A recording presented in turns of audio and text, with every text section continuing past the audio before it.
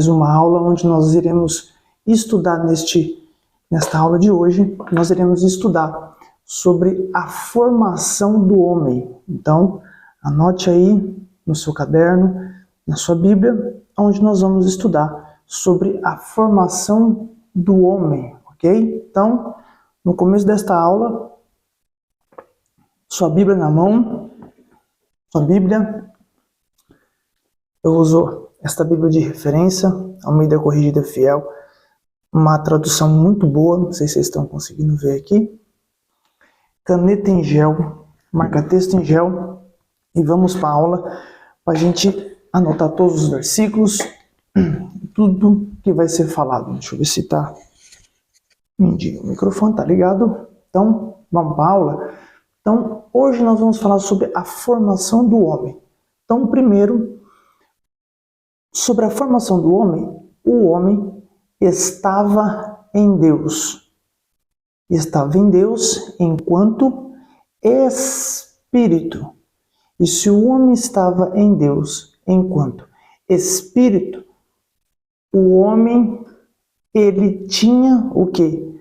Arbítrio, porque ele estava em Deus, em espírito, na eternidade. E na eternidade, nós sabemos que o poder que impera na eternidade é o de Deus.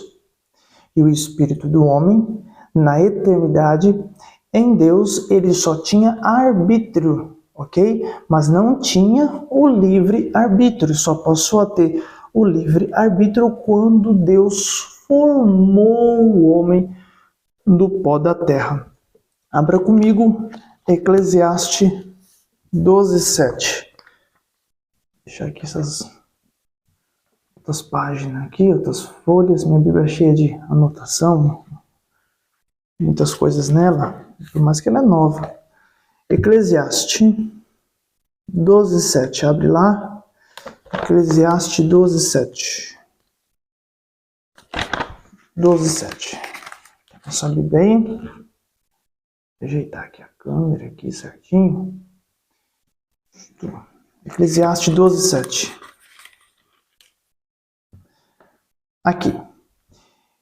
E o pó volte à terra como era, e o espírito volte a Deus que o deu. Então nós entendemos aqui que o pó volte à terra. O pó volte à terra está dizendo sobre o corpo, que o pó vai voltar para a terra. E o espírito volte a Deus que deu, ou seja, volta a estar à disposição de Deus como era, aqui ó, que deu. Então o espírito do homem estava em Deus, porque Deus havia gerado o espírito. Nós lemos na aula anterior que Deus ele não cria, mas gera, porque ele é como uma mulher que está grávida que vai gerar com dores, né, de parto. Então o homem ele estava em espírito dentro de Deus, porque estava sendo gerado, né? Estava sendo gerado. Então,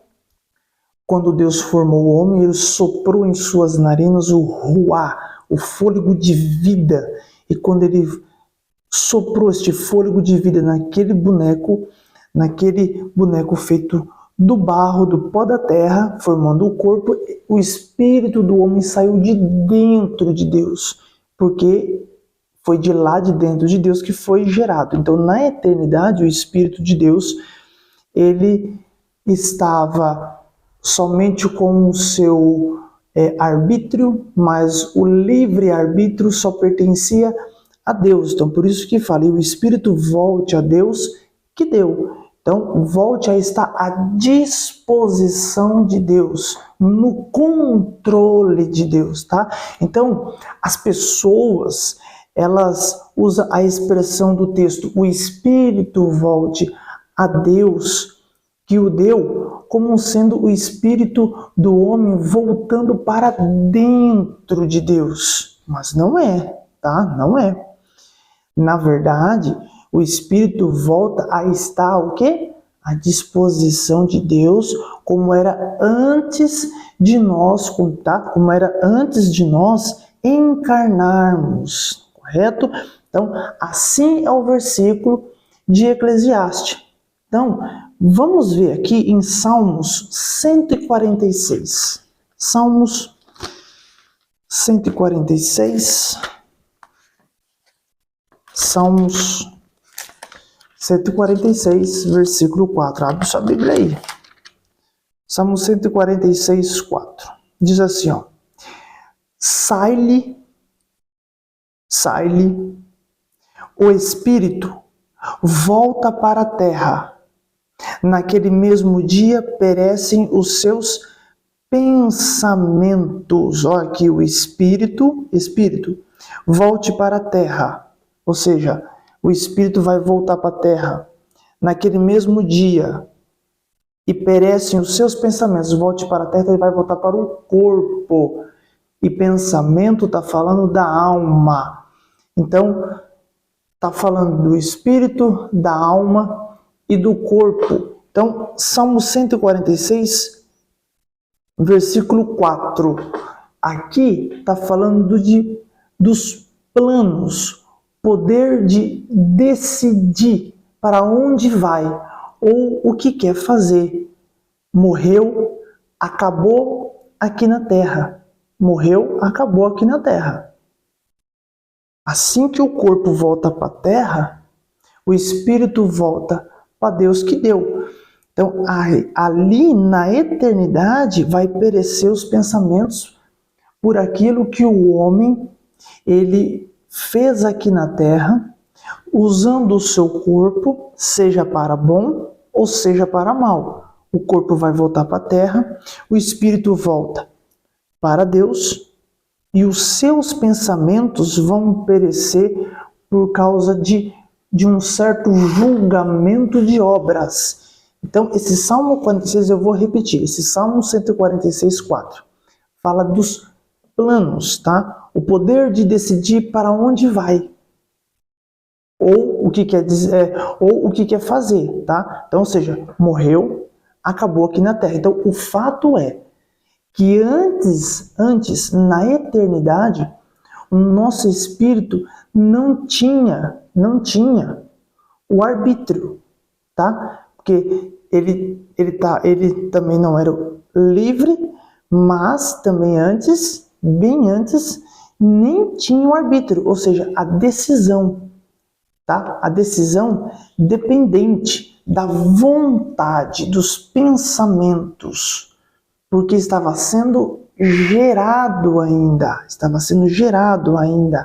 tá bom? Então, ele não imperava, o espírito do homem, ele não imperava. Esse tal de imperar, o que é?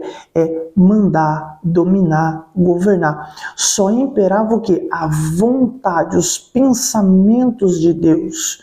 No caso do livre-arbítrio e na formação do espírito ainda, nem estava tendo o arbítrio não do livre-arbítrio, não estava tendo também os pensamentos do arbítrio, de querer pensar, de querer também poder decidir. Então só imperava o quê? A vontade de Deus. Mas quando voltarmos a estar à disposição de Deus novamente, vai voltar a imperar a vontade dele, porque o espírito vai voltar para Deus que deu, o corpo volta para a terra e a alma não desacopla, não separa, tá? Não separa junto com o espírito. Então, vai voltar a imperar a vontade de Deus, a vontade dele, quando o espírito volta a Deus que deu, e nós faremos a sua eternamente vontade, tá? Na eternidade, porque é lá que vai imperar a vontade de Deus, a decisão de Deus, e é lá que vai ter o julgamento, é lá que os nossos pensamentos vão perecer por um julgamento de disciplina ou de galardão, pelo que nós fizemos aqui na terra, através do nosso corpo que voltou para a terra quando morreu, E esse corpo, o que fez aqui na terra, seja de bom ou seja de mal, vai passar por um julgamento. E esse julgamento em espírito, junto com a alma, é onde os pensamentos vai perecer por esse julgamento das obras. Então, por quê? Porque a alma significa o quê? Vontade, razão, sentimento. E o espírito é o espírito do homem, por isso que não se separa, tá bom? Então, o homem, escute bem, o homem só foi ter o livre-arbítrio quando foi colocado no Jardim do Éden, com a sua capacidade de decidir. E no jardim existia uma árvore. E do lado desta árvore da vida existia também uma outra árvore chamada a árvore do conhecimento do bem e do mal, ou em algumas traduções, a árvore da ciência. Mas daí vem uma pergunta. Se Deus sabia que o homem iria pecar, aí eu falo, por que colocou uma árvore do bem e do mal no jardim? Por quê? Aí tá essa pergunta que muitas pessoas ficam pensando, mas se Deus ele sabia, por que ele colocou? A resposta é simples. Ela é simples. Ela não é difícil. Simples. Presta bem atenção. Se de todas as árvores que o homem comesse, presta bem atenção, se de todas as árvores que o homem comesse, de fato, agradando a Deus, né, o homem agradando a Deus de tudo que Deus fizesse e obedecesse, estava condicionado ao acerto e jamais teria possibilidade de dizer a Deus que não queria mais andar com ele. Ou seja, nenhum homem teria o livre-arbítrio se ele tivesse a possibilidade de simplesmente obedecer, eternamente obedecer naquele jardim. Não teria a capacidade do homem ter a possibilidade de falar assim, Deus, eu não quero andar com o Senhor, meu Pai. Então, esse momento de Deus colocar um jardim e colocar o homem, tá? De colocar o homem, esse homem, então, ele estava o quê? Condicionado, né, ao acerto e jamais teria o quê? A possibilidade de dizer a Deus que ele não queria mais andar com ele. Então, de que não gostava, né? De que não gostava do lugar em que está. Então, ele não podia ter essa decisão. Então, o homem também, tá? O homem também, com a colocação da árvore do conhecimento do bem e do mal, tá? O tornaria livre. Então, essa árvore do conhecimento do bem e do mal iria tornar o homem livre. Ou seja, capacidade de decidir, né? Vontade própria, o livre-arbítrio.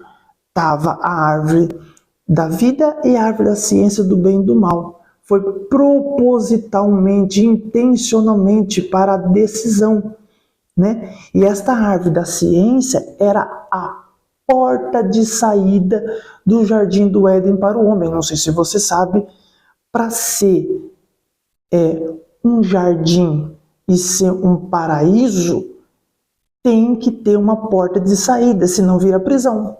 Ah, você não pegou? Para ser um paraíso tem que ter uma porta de saída, senão vira o quê? Vira uma prisão. Então, a árvore da ciência do bem e do mal, ela foi o quê? A porta de saída, a porta da decisão para o homem decidir se iria ficar no jardim pela sua livre e espontânea vontade em querer agradar a Deus ou tomar uma decisão de rejeitar esta graça que estava preparada para o homem somente viver a vontade de Deus, mas poderia barrar na árvore da ciência do bem e do mal, rejeitando esta graça e saindo pela porta do jardim, que era a árvore da ciência do bem e do mal. Então, isso nos mostra, tá? Isso nos mostra, pessoal, nos mostra que o paraíso tinha o quê?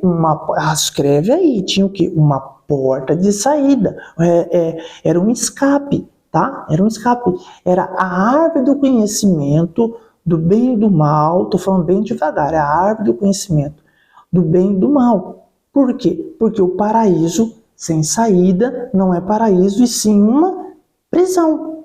Então, com isso, tá? Guarda isso, com isso, podemos ver que existe dois tipos de liberdade. Como assim? Sim, dois tipos de liberdade.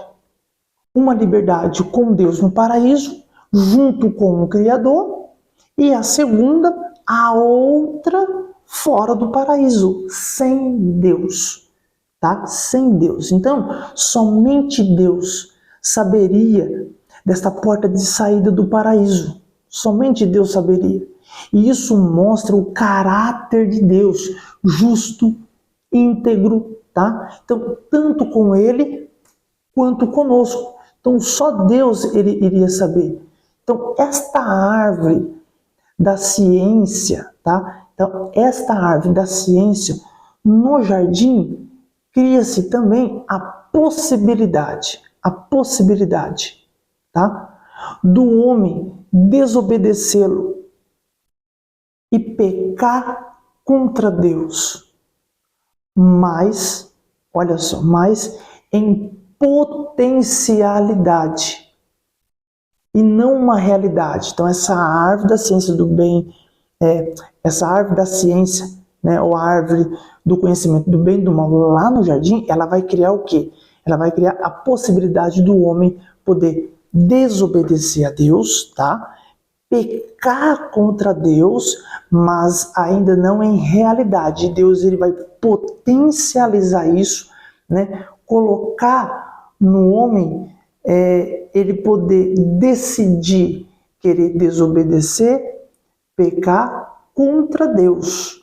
Então, não foi algo que Deus ele queria, mas para ver a decisão do homem, se ele queria ficar com o seu Criador, com o seu Senhor, ou ele queria ter a possibilidade de ter o seu livre-arbítrio e falar: eu estou rejeitando, desobedecendo e rejeitando esta graça, e estou saindo pela porta de saída, que é a árvore da ciência do bem e do mal. Mas Deus, ele potencializou, é uma potencialidade e não uma realidade, tá? Então essa árvore, ela estava do lado da árvore da vida, que a árvore da vida estava no centro. Então o homem, ele não tinha o pecado ainda, mas a árvore da ciência do bem e do mal, ela estava ali como a potencialidade, o desejo do homem poder pecar todos os dias, estava ali. Mas colocou ali para o homem ver se ele realmente queria e não. Por quê? Porque antes do homem pecar, até o momento, não tinha pecado ainda. Estava em total harmonia com Deus. Total harmonia com Deus. Tudo bem? Este módulo nós entendemos aí? Conseguimos entender?